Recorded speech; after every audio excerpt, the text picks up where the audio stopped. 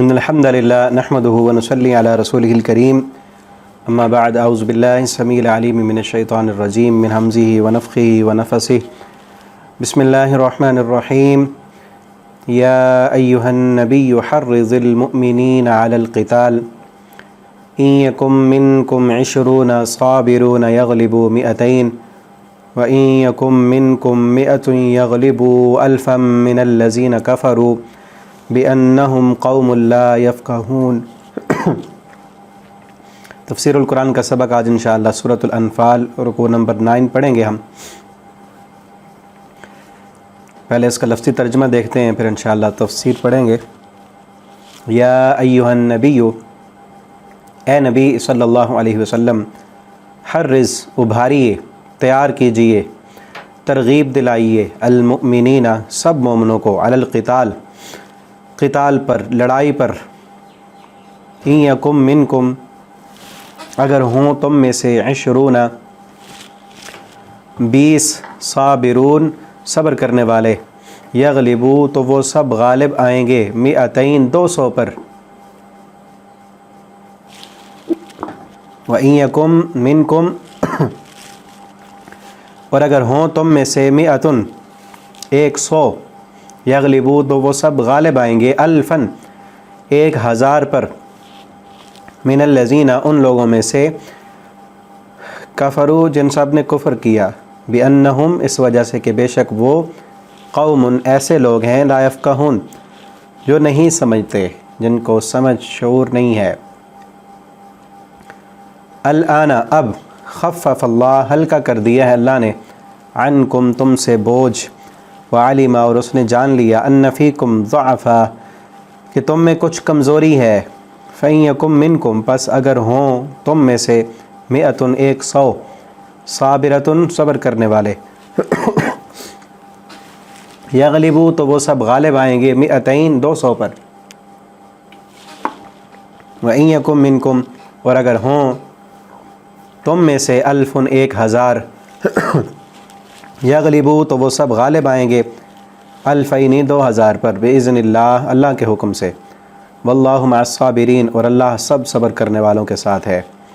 ما کان للنبی، نہیں ہے لائق، نہیں ہے مناسب، لنبی، کسی نبی کے لیے، ان یکون، یہ کہ ہوں، لہو، اس کے پاس، اسرا، قیدی، حتیٰ، یہاں تک کہ، یسخن فی الارض، وہ خون بہا لے زمین میں، تریدون، تم سب چاہتے ہو، عرض الدنیا، دنیا کا ساز و سامان، واللہ یرید الآخرہ، اور اللہ آخرت کو چاہتے ہیں، واللہ عزیز حکیم، اور اللہ بہت غالب، حکمت والے ہیں۔ لولا کتاب من اللہ، اگر نہ ہوتی یہ بات لکھی ہوئی اللہ کی طرف سے، سبقہ، جو پہلے طے ہو چکی ہے، لمسکم، تو یقیناً پہنچتا تمہیں، فیما، اس سے جو، اخذتم، تم نے لیا، عذاب علیم، بہت بڑا عذاب، فکلوا، سو تم کھاؤ، مما غنمتم، جو اللہ نے تمہیں مال غنیمت دیا، مما غنمتم، جو تم نے مال غنیمت حاصل کی، حلالا، حلال ہے، طیبا، پاکیزہ ہے، واتقوا اللہ، اور تم سب ڈرو اللہ سے، ان اللہ غفور الرحیم، اللہ بہت بخشنے والا اور بہت رحم کرنے والا ہے۔ رکوع یہاں تک کمپلیٹ ہوا۔ ابھی اس کی تفسیر دیکھتے ہیں، آج کچھ گلا بھی ٹھیک نہیں ہے۔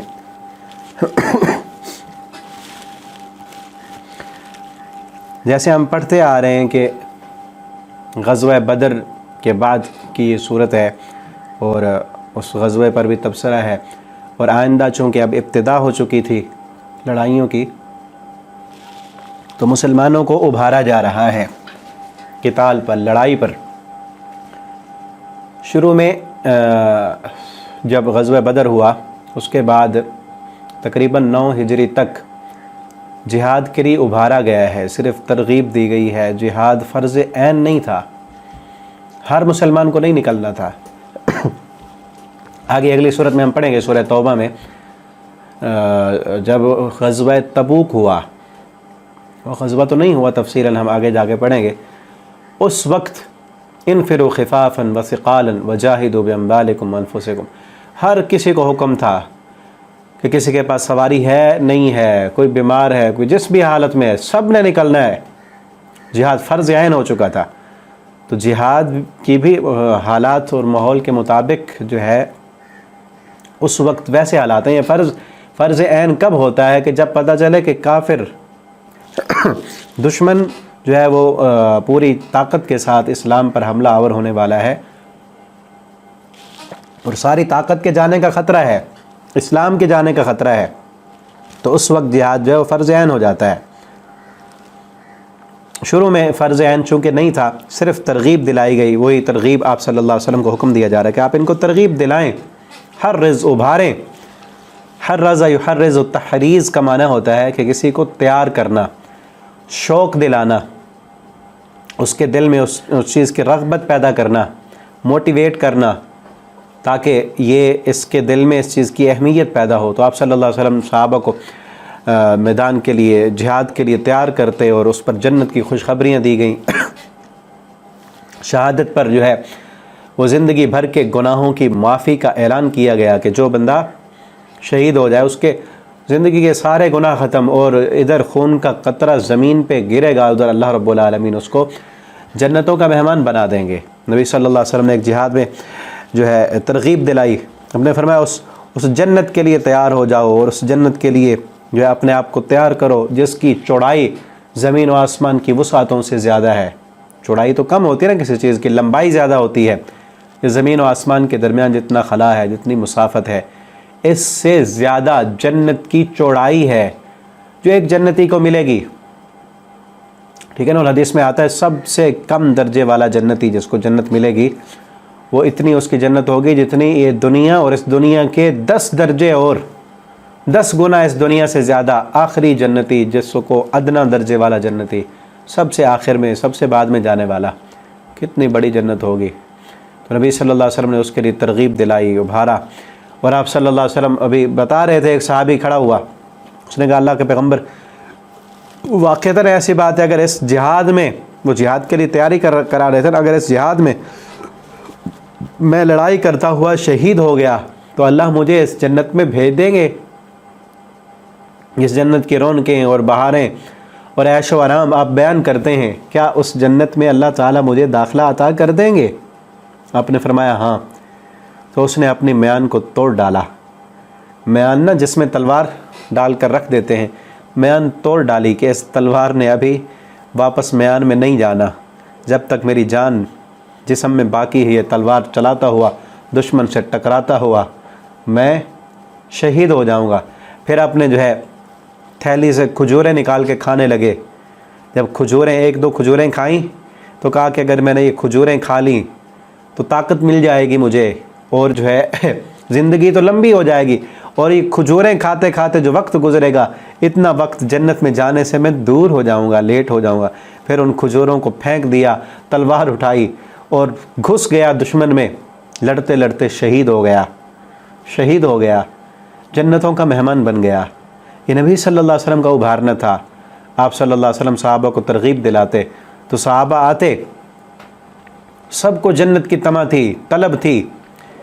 اور جو طاقت ہوتی ہے نا اندر انسان کے، جو نظریات کی طاقت ہوتی ہے، جو عقیدے کی طاقت ہوتی ہے، وہ انسان کو اصل طاقت عطا کرتی ہے. ٹھیک ہے نا؟ جو نظریاتی طور پر کمزور ہوں، ڈپریشن کا شکار ہوں، جن کے سامنے ان کا اپنا مشن، اپنا مقصد، کہ کس کے لیے وہ کام کر رہے ہیں، کس کے لیے لڑائی کر رہے ہیں، مقصد کیا ہے، وہ جب تک واضح نہ ہو اس وقت تک وہ طاقت آ ہی نہیں سکتی. اسی لیے آگے وہی فرمایا جا رہا ہے، اِن یکم منکم 20 صابرون یغلبوا 200، اگر تم میں 20 ہوں گے نا صابرون، صبر کرنے والے. صبر کسے کہتے ہیں؟ کہ یقین ہو گیا نا اللہ کی جنت ہے، یقین ہو گیا نبی صلی اللہ علیہ وسلم کے بتلائے ہوئے وعدوں پر، اللہ کے کیے ہوئے وعدوں پر کہ رب جنت دے گا، رب ایک نیکی کا بدلہ 700 گنا تک بڑھا کر دے گا، ہمارا خرچ کیا ہوا ایک دانہ، ایک کھجور اللہ احد پہاڑ بنا دے گا. جب یہ یقین ہوگا، اس یقین کے ساتھ آئیں گے، قوت طاقت استعمال کریں گے اور جو ہے اپنا مال اللہ کے راستے میں خرچ کریں گے. اور ان کے مقابلے میں اگر دوسرے ہوں گے کافر، جن کا کوئی یقین نہیں، کوئی ان کا آگے مقصد نہیں، وہ تو کرائے کے لوگوں کے بلائے ہوئے، کرائے کے فوجی، جن کا کوئی کسی مشن کے لیے نہیں لڑ رہے، پیسے کے لیے، مال غنیمت کے لیے، ان کا کوئی مقصد نہیں ہے، جنت نہیں ہے، صرف دنیا کی لالچ میں آئے ہیں اور جسم سے اپنی جان سے پیار کرنے والے ہیں، موت سے ڈرتے ہیں، ٹھیک ہے نا۔ اور یہ مسلمان یہ تو موت کے لیے ہی جیتے ہیں، شہادت تو مقصود و مطلوب و مقصود مومن، نہ مال غنیمت نہ کشور کشائی، شہادت تو ان کا مشن ہے، ان کا مقصد ہے۔ تو ایسے ایمان والے جب آئیں گے، ایک اگر یہ 20 ہوں گے، یغلب مئتین 200 پر غالب آ جائیں گے۔ 20 200 کے مقابلے میں 20 کافی ہیں، 20 کافی ہیں، یعنی ایک کے مقابلے میں کتنے آئیں گے؟ 10۔ ایک مجاہد 10 کافروں پر بھاری ہے، 10 کافروں کے لیے کافی ہے۔ کیوں؟ کیونکہ اس کے پاس جو طاقت ہے، جو نظریے کی طاقت ہے، جو ایمان کی طاقت ہے، اس کو زندگی سے پیار نہیں ہے، اس کو جنت کی طلب ہے۔ یہ دنیا کے خطے کے لیے نہیں لڑ رہا، یہ مال و دولت کے لیے نہیں لڑ رہا، یہ مال غنیمت کے لیے نہیں، اپنے آپ کو اونچا کرنے کے لیے نہیں، بلکہ اپنے آپ کو جنت کے قابل بنانے کے لیے لڑ رہا ہے، ٹھیک ہے نا۔ اس کا مقصد تو جینا ہے ہی نہیں، اس کا مقصد تو شہادت ہے۔ تو یہ اصل طاقت ہے۔ اقبال کا ایک شعر ہے نا کہ کاش کہ یہ مصرع نقش ہر در و دیوار ہو جائے، کاش کہ نقش یہ مصرع ہر در و دیوار ہو جائے، کہ جسے جینا ہو وہ مرنے کے لیے تیار ہو جائے۔ کتنا خوبصورت شعر کہا کہ جیسے جینا ہے تو وہ مرنے کے لیے تیار ہو جائے۔ جینا، زندگی تو اصل مرنے کے بعد کی ہے، مرنے کے لیے تیار ہو جائے تو پھر زندگی ملے گی، ٹھیک ہے نا۔ زندگی تو اصل وہ ہے، یہ تو اس زندگی کی تیاری کے لیے یہ دنیا میں ہمیں بھیجا گیا کہ اس کی تیاری کرو۔ اب اس کی تیاری جیسے ہوگی وہ زندگی ویسے ہوگی۔ اگر اگلی زندگی کے لیے تیاری ہی نہیں کی، اس کے مطابق ایمان ہی نہیں، نظریہ ہی نہیں، عقیدہ ہی نہیں، کچھ اس کے لیے کیا ہی نہیں، تو پھر مرنے کی زندگی تو پھر بھی ہوگی، لیکن وہ کیسی زندگی؟ لا یموت فیہا ولا یحیا، نہ موت ہوگی نہ زندگی ہوگی، نہ جینا ہوگا نہ مرنا ہوگا، عذاب ہوگا، وہاں عذاب ہوگا۔ اصل زندگی تو پھر ہوگی نا۔ جس طرح ایک ناول ہے نا، ابو یحییٰ ایک رائٹر ہے، اس نے لکھا یہ کہ جب زندگی شروع ہوگی، اس ناول کا نام ہے کہ اس میں ایک جس طرح ناول میں کہانیاں ہوتی ہیں، اس طرح کی کہانی ہے، کوئی قرآن و حدیث میں اس میں جو ہے وہ نہیں ہے اتھینٹک بات۔ ایک لوگوں کو جو اس طرف دلچسپی رکھتے ہیں ناول پڑھنے میں یا کسے کہانیاں وغیرہ سننے میں، تو اس ٹائپ کی وہ لکھی گئی ہے جب زندگی شروع ہوگی۔ اور یہ جو ہے آڈیو میں بھی یوٹیوب پر موجود ہے، تو اس میں اصل وہ منظر کشی کی گئی ہے کہ مرنے کے بعد کیا ہوگا۔ اصل زندگی تو پھر شروع ہوگی، اس میں قیامت کا منظر، اس میں جہنم کی ہولناکیاں، اس میں جو ہے مجرموں کے ساتھ جو سلوک ہوگا، وہ ایک جو ہے مقالاتی اور جو ہے کلام جس طرح ناول ہوتے ہیں اس انداز میں وہ لکھی گئی ہے۔ تو اصل یہ طاقت جس کے اندر ہو کہ اصل زندگی کیا ہے، وہ تو مرنے کے بعد شروع ہوگی، اس کے لیے جو انسان جیے، تیاری کرے، اس کے پاس طاقت ہو، اس کے پاس قوت ہو، ایسا انسان کافروں کے مقابلے میں بھاری ہے۔ اور یہ ترغیب سے ہی ہوگا، ٹھیک ہے نا۔ آج ہمیں بھی چاہیے کہ ہم دیکھیں اپنی اگلی زندگی کے لیے کیا کر رہے ہیں، ٹھیک ہے نا۔ اللہ کے دین کو غالب کرنے کے لیے ہم کتنی کوشش اور کتنی محنت کر رہے ہیں۔ یہ جہاد، جو جہاد بالسیف جس کی یہاں بات ہو رہی ہے، نبی صلی اللہ علیہ وسلم نے کی ہے، اس کا مرحلہ تو 13 سال آپ صلی اللہ علیہ وسلم نے مکہ میں گزارے، کتنی تربیت کی، عقیدہ پختہ کیا، اللہ پر اعتماد اور یقین پختہ کیا۔ تو بعد میں آیا نا، پہلے ہم اپنے آپ کو دیکھیں کہ ہم اب کیا وہ جو تربیت نبی صلی اللہ علیہ وسلم نے 13 سال مکہ میں رہ کر کی تھی وہ ہماری ہو چکی ہے؟ وہ نہیں ہوئی ایسے ہی اٹھ کر کہیں کہ ہم نے جہاد کرنا ہے، اپنے گھر میں اسلام نہ ہو، اپنے جسم پر اسلام نہ ہو، جو دنیا کے تھوڑے سے جو ہے نا پیسے کے لیے 5-10 ہزار کے لیے جو جھوٹ بول دے، تھوڑے سے نفع کے لیے جھوٹ بول لے، دکان پہ بیٹھے ہوئے ایمان کو جو ہے نا ٹھوکر مار دے، جہاد کیا کرے گا؟ پہلے تو وہ اپنی وہ تربیت کرے نا، اور اپنے جسم پر اسلام نافذ کرے، اپنے گھر میں اسلام نافذ کرے، اپنے ماحول اور معاشرے میں اسلام نافذ کرے، پھر جب اپنے خطے میں، اپنے ماحول اور معاشرے میں، اپنے ملک میں اسلام پورا ہو جائے، پھر آگے کافروں کے ساتھ جہاد کرنے کی باری آتی ہے۔ ٹھیک ہے نا؟ وَإِن يَكُن مِّنكُم مِّائَةٌ يَغْلِبُوا أَلْفًا مِّنَ الَّذِينَ كَفَرُوا، اگر تم میں 100 ہوں گے تو 1000 پر غالب آ جائیں گے، ان پر جنہوں نے کفر کیا ہے، وہ کافر ہیں، ان کے پاس عقیدہ نہیں، ایمان نہیں، نظریاتی طاقت نہیں ان کے پاس، وہ کرائے کے بلائے ہوئے ہیں، مال کے لیے، پیسے کے لیے آ رہے ہیں، مزدوری کر رہے ہیں، جیسے مزدور آتے ہیں نا،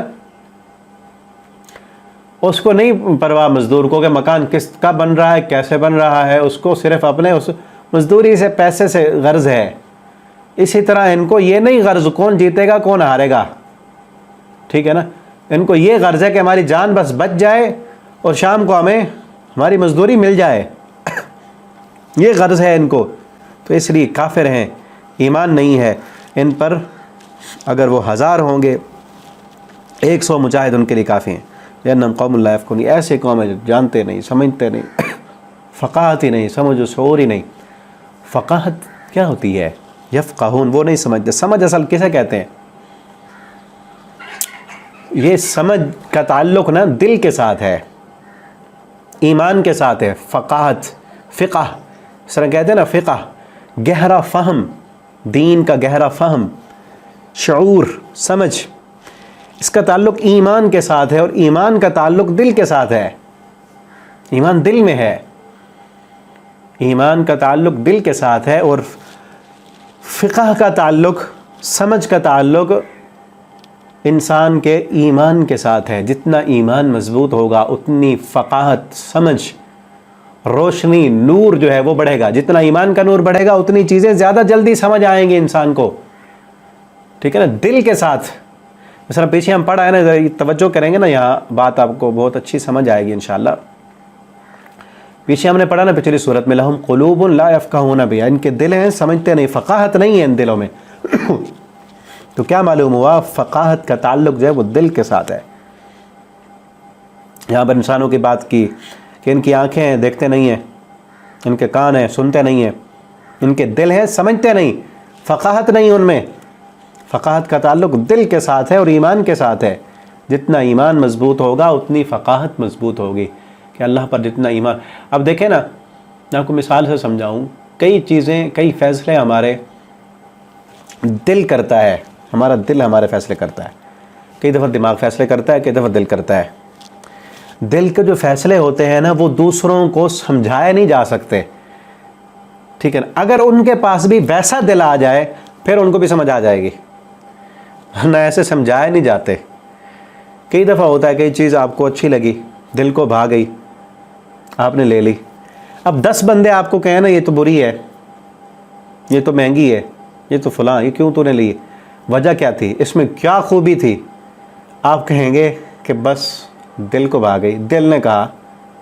وہ بات سمجھا نہیں سکتے آپ اگلے، جس نظر سے یا جس دل کی کیفیت سے آپ کو وہ بھائی، اگر کسی اور کو بھا جائے، اسی طرح لگ جائے، تو وہ بھی کہے گا ہاں ٹھیک ہے، ٹھیک ہے نا۔ کئی دفعہ ہوتا ہے نا نوجوانوں کے جو ہے شادی کے مسائل، ماں کہتی ہے کہ پھوپھو کی بیٹی سے کرنی ہے شادی، کیونکہ وہ دیکھی بھالی ہے، جس طرح ہمارا گھر کا ماحول ہے ان کے گھر کا ماحول بھی ویسے ہے، ان سے شادی کر، اس سے کر لیں۔ اب نوجوان کیا کہتا ہے؟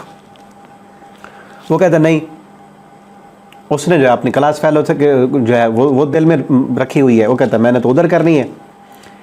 اب جو ماں کا فیصلہ ہے وہ دماغی فیصلہ ہے کہ پھوپھو کی بیٹی جو ہے وہ، اس کا گھر ماحول، ہمارا گھر ماحول ایک جیسا ہے، اور بنانے میں کوئی پریشانی نہیں ہوگی، دماغی فیصلہ ہے نا، دیکھی بھالی بھی ہے۔ اب جو اس کے بیٹے کا فیصلہ ہے نوجوان کا، اس سے پوچھو کہ کیوں ادھر کرتا ہے، وہ کہتا نہیں بس دل کرتا ہے، میرا دل ادھر نہیں کرتا ادھر کرتا ہے۔ وہ دل کا فیصلہ ہے۔ اب وہ دل کا فیصلہ سمجھایا نہیں جا رہا، ٹھیک ہے نا۔ کئی فیصلے دل کر رہا ہوتا ہے اور سمجھ نہیں آ رہی ہوتی۔ اگر اسی طرح کا دل کسی اور کے پاس بھی آ جائے، جو چیز آپ کے دل میں ہے اور اس نظر سے آپ دیکھ رہے ہیں، وہی چیز اس کے دل میں بھی ڈال دیں، پھر آ جائے گی سمجھ۔ اسی طرح یہ دل، اس دل میں جب ایمان ہو، پھر ایمان کہ وہ نور، وہ روشنی ہوتی ہے کہ انسان اس دنیا کو پھر اس نظر سے نہیں دیکھتا.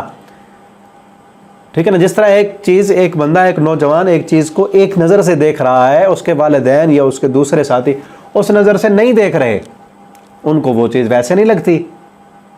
اسی طرح سے ہی یہ دل جو ہے، اس دل میں ایمان کا نور جب روشن ہوتا ہے، پھر انسان جس نظر سے اس دنیا کو دیکھتا ہے، دنیا کے حالات کو، دنیا کے ماحول کو، دنیا کی کیفیتوں کو، فقاہت اسی کو کہتے ہیں. پھر جس نظر سے وہ دیکھ رہا ہوتا ہے، وہ نظر کسی اور کے پاس ہوتی نہیں ہے، اسی کے پاس ہی ہوگی نا جس کے پاس وہ ایمان کا نور ہے. وہ فیصلہ کرے گا آخرت کی بنیاد پر، اس ایمان کی بنیاد پر. وہ اب سمجھایا نہیں جا سکتا. اسی لیے کہا ان کے پاس وہ نور ہے ہی نہیں، یفقہون، ان کے پاس وقاحت ہے ہی نہیں، ان کے پاس وہ دل ہے ہی نہیں. یہ تو مجاہد تو لڑ رہے ہیں، ان کے دل میں ہے کہ ادھر ہماری گردن کٹے گی، ادھر رب جنتوں کا مہمان بنا دے گا. یہ چیز ان کو تو نہیں سمجھ آتی. ان کو کیسے سمجھ آئے؟ وہ ایمان کا نور ہے ہی نہیں، وہ یقین کی کیفیت ہے نہیں ان کے اندر. انہوں نے تو دنیا دیکھی ہے، ان کے دل تو بس دنیا کی چھوٹی چھوٹی سہولتوں پر اڑے ہوئے ہیں نا. آخرت دیکھی نہیں، اس پر ایمان ہی نہیں، وہ یقین ہی نہیں، وہ ایمان آیا ہی نہیں. تو کیسے ہو؟ لا یفقہون، یہ سمجھتے ہی نہیں ہے. ٹھیک ہے نا؟ تو ہم بھی دیکھیں آج کہ ہم جو ہے ہمارے دل میں کتنا ایمان ہے. کیا ہم اپنے فیصلے سارے دل کی بنیاد پر کرتے ہیں یا عقل کی بنیاد پہ کرتے ہیں؟ اور دل میں اگر دنیا بسی ہو تو پھر دنیا پر کے مطابق فیصلے ہوں گے. اس دل میں ایمان کو مضبوط کریں. ایمان مضبوط ہوگا تو پھر دلی فیصلے ایمان کی بنیاد پہ ہوں گے. دلی فیصلے ایمان کی بنیاد پر دلی فیصلے کیسے ہوتے ہیں؟ جیسے نا ایک بندہ آپ کے پاس 1,00,000 روپیہ ہے، 1,00,000 ہیں آپ کے پاس، اور آپ کی کسی رشتہ دار کو، آپ کے بھائی کو، آپ کی بہن کو، کسی کمزور مسلمان کو ضرورت ہے 10,000 کی. آپ کی کمزور بہن کہتی کہ مجھے نا 10,000 کی ضرورت ہے، آپ یہ مجھے دے دیں. ادھار مانگے یا وہ کہے ویسے ہی دے دیں اللہ کے راستے میں، مسجد میں، کسی جامعہ میں. تو عقل کا فیصلہ کیا کہتا ہے؟ 10,000 تو کم ہو گئے. دنیا کا کوئی کمپیوٹر، کوئی کیلکولیٹر یہ حساب کرنے کے لیے تیار نہیں ہے کہ 10 جب دے دیا آپ نے تو وہ باقی 1,00,000 تو نہ بچا. 10 تو کم ہو گئے، 90 باقی بچ گیا نا. کوئی بڑھانے کے لیے تیار نہیں ہے. لیکن اگر دل میں دنیا نہیں ہے، دل میں دنیا نہیں، دل میں جنت ہے، دل میں ایمان ہے، دل میں اللہ پر یقین اور توکل ہے، تو آپ ایمان کی بنیاد پر فیصلہ کریں گے کہ میرے رب نے کہا ہے جب تم خرچ کرتے ہو میں بڑھا دیتا ہوں، جب تم دیتے ہو تو بڑھ جاتا ہے. سود جو دیتے ہو وہ نہیں بڑھتا، اور جو اللہ کے راستے میں خرچ کرتے ہو اللہ اسے بڑھاتے ہیں. آپ ایمان کی بنیاد پر جب فیصلہ کریں گے، دنیا نہیں مانے گی، نہ دنیا کو سمجھا سکیں گے. یہ عقل سے کیسے سمجھایا جا سکتا ہے؟ جس طرح پہلے میں نے مثال دی نا، وہ دل والا فیصلہ جو ہوتا ہے وہ کسی کو عقل سے سمجھایا نہیں جا سکتا. اسی طرح اب دل میں ایمان ہے، اس دل نے پھر ایمان کی بنیاد پہ فیصلہ کیا ہے، اب وہ عقل سے نہیں سمجھایا جا سکتا. جس کو بھی کہو گے بے وقوف ہے، 10,000 کم ہو گئے، بڑھ کیسے گئے؟ لیکن جس کے دل میں فقاہت ہے، ایمان کی، نور کی روشنی ہے، وہ کہے گا میرے رب کے وعدے سچے ہیں، تمہارے دنیا کے کیلکولیٹر اور کمپیوٹر جھوٹے ہیں، یہ تو مٹیریل کو دیکھ کے کام کرتے ہیں، میرا رب خود مٹیریل بنانے والا ہے.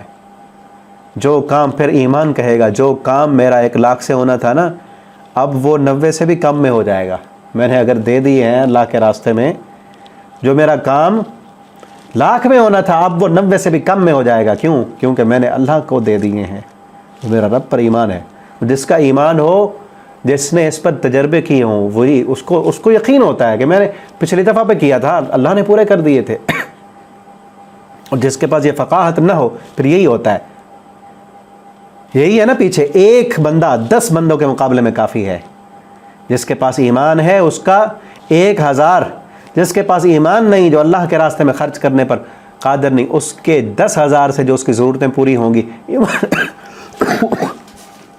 اللہ کے راستے میں خرچ کرنے والا اور ایمان کی روشنی والا، اس کی 1000 سے وہی ضرورتیں پوری ہو جائیں گی، کیونکہ اس کے پاس ایمان ہے، فقاہت ہے، سمجھ۔ اللہ تعالیٰ ہمیں یہ سمجھ، یہ فقاہت عطا کر دیں۔ آگے کہا کہ الآن، کچھ دیر کے بعد جب نئے صحابہ کرام، نئے مسلمان جب زیادہ آ گئے، تو اس وقت کیونکہ ان کی تربیت اتنی نہیں ہوئی تھی اس طریقے پر جس طرح پہلے صحابہ کی ہوئی تھی،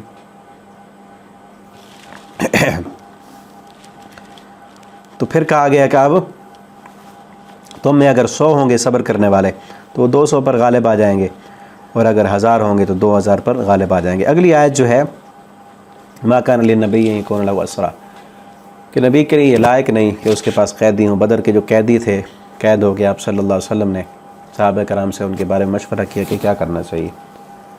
ہر کسی نے اپنے مشورے دیے۔ ابوبکر صدیق نے کہا کہ ان سے جو ہے نا فدیہ لے لیں، کیونکہ اس وقت شروع میں اسلام کمزور تھا اور مال و دولت کی کمی تھی، ان سے فدیہ لے لیں اور چھوڑ دیں ان کو، ان کے پاس فدیہ نہیں، وہ مسلمانوں کے بچوں کو جو ہے وہ پڑھنا لکھنا سکھا دے۔ حضرت عمر نے یہ کہا کہ ان میں نا جس کے رشتہ دار ہیں وہ اس بارے میں بڑے سخت تھے، کافروں کے خلاف اشداء علی الکفار۔ حضرت عمر نے کہا اللہ کے پیغمبر جس کے رشتہ دار ہیں نا اس کے حوالے کریں، اور ان کو یہ حکم دیں کہ اپنے ہاتھوں سے اپنے رشتہ داروں کی گردنیں اڑا دیں، تاکہ کفر تک یہ پیغام پہنچے کہ جو ہمارے رب کا نہیں وہ ہمارا نہیں، جو ہمارے نبی محمد صلی اللہ علیہ وسلم کے خلاف تلواریں نکال کے آئے تھے، وہ ہمارے باپ ہوں، ہمارے بھائی ہوں، ہمارے دوست ہوں، وہ آج ان کے فیصلے ہماری تلواریں کریں گی، اڑا دیں ان کی گردنیں۔ سخت تھے، بڑے جری تھے، انہوں نے کہ میرے جو رشتہ دار ہیں میرے حوالے کریں، میں اپنے ہاتھوں سے ان کی گردن اڑاؤں گا۔ کتنا ایمان تھا کہ ایمان ہے تو اب کافر کے لیے دل میں کسی قسم کی کوئی نرمی نہیں، چاہے خون کے رشتہ دار کیوں نہیں۔ نبی صلی اللہ علیہ وسلم نے حضرت عمر کا فیصلہ آپ کو پسند نہیں ہے، کیونکہ آپ بھی بڑے رؤوف الرحیم نرم طبیعت کے تھے، حضرت ابوبکر کے فیصلے پر آپ نے جو ہے عمل کیا، اللہ تعالیٰ کو یہ فیصلہ اچھا نہیں لگا، اس پر اللہ تعالیٰ نے کہا نبی کے لیے یہ لائق نہیں کہ ان کے پاس قیدی ہوں یہاں تک کہ وہ خون بہا لیں، فی الارض زمین میں، تریدون عرض الدنیا، وہ خون بہا چکے ہیں، فساد کر چکے ہیں، انہی کو چھوڑا تھا نا، انہوں نے بعد میں جا کے پھر تیاریاں شروع کر دی۔ تم نے اللہ تعالیٰ کو حضرت عمر کا فیصلہ اچھا لگا کہ ان کو زمین میں خون ریزی کر دینی تھی، یہ جو آپ پکڑے گئے تھے نا، اب ان کی طاقت کو اور ختم کرنے کے لیے، توڑنے کے لیے ان کو قتل کر دینا تھا، تاکہ دوبارہ یہ سر نہ اٹھا سکتے۔ تم دنیا کا ساز و سامان چاہتے ہو اور اللہ آخرت چاہتا ہے، ٹھیک ہے نا۔ واللہ عزیز حکیم، اللہ غالب ہے، حکمت والا ہے۔ لولا کتاب من اللہ، اگر نہ ہوتی نا لکھی ہوئی کتاب، سبق لمسکم، جو پہلے طے ہو چکی، وہ طے ہو چکی کتاب کون سی ہے؟ وہ آگے نا صورت جو پہلے اتری تھی، کیونکہ ترتیب قرآن کی اس کے حساب سے تو نہیں ہے نا جس طرح اتری تھیں صورتیں، وہ سورہ محمد میں ہے۔ سورہ محمد جب پڑھیں گے، اس کا مطالعہ کریں گے تو وہاں تفصیل ہوگی انشاءاللہ۔ وہ حکم پہلے آ چکا تھا کہ غنیمت، مال غنیمت جو ہے وہ مسلمانوں کے لیے حلال ہے، اور یہ بھی